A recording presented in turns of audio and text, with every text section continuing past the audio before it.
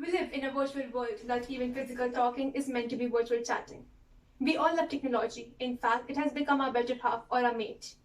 But have you ever thought how technology changes our lives, how it altered our way of thinking and demonstrating ourselves? A very warm welcome. Since I've come to UAE, which was when I was just 4 years, I became fond of technology. At least I was from 4 years. Nowadays, the first thing that anyone learns is to use a mobile phone, which had previously been secondary. I have heard people say that an infant is born with a phone in their hand, and it's a fact. Kids are given phone when they don't even know how to read and write, and ever since all they care about is their phones. They keep their phones above all of us. So it's very essential to comprehend technology correctly, and that it does not lead us to detach ourselves from our friends and family. This question of whether technology connects or isolates people is a pretty perplexing one, as the answer always keeps changing. The answer entirely depends upon the person.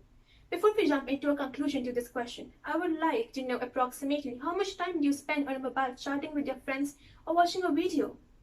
According to a research nowadays, people spend a lot of time on their phones, over 5 hours with majority time on social media.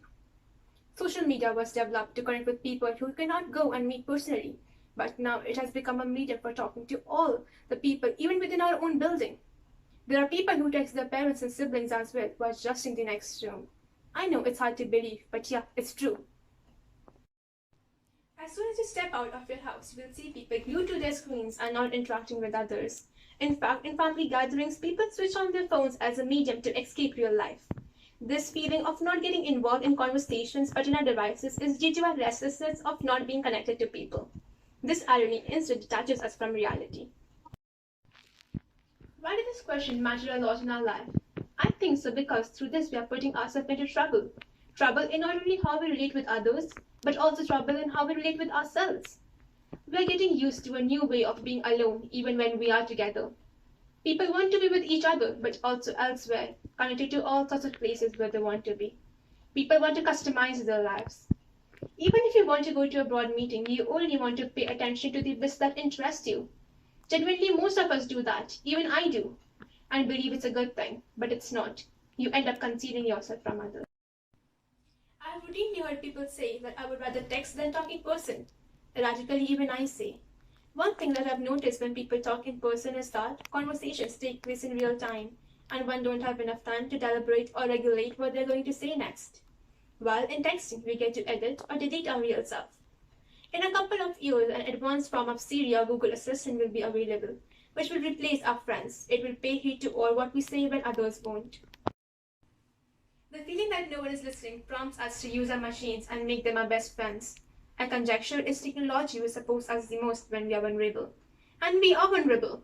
We are lonely, which is a tremendous fear building in us. The phones are altering our minds because they offer us 3 imaginative satisfactions. 1. That we put our attention wherever we like. 2. That we'll always be heard.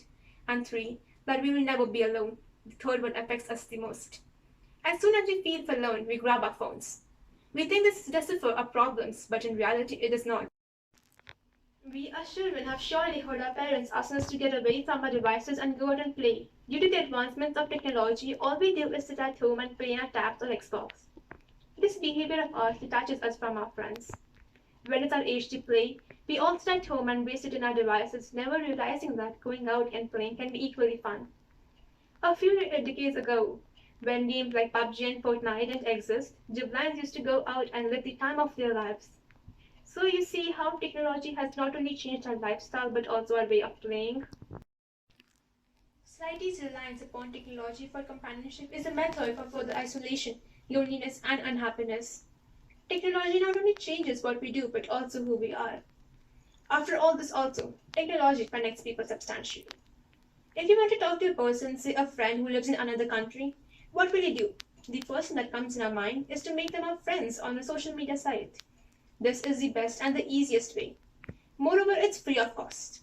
It is not always possible for us or them to come over to our place to meet. So at such times, social media plays a crucial role. Amidst the COVID-19 lockdown, I believe everyone would have connected with their friends and family over a social media or a video conferencing app. As it was practically impossible for us to go and meet them, these apps played an essential role in keeping us in touch with our friends.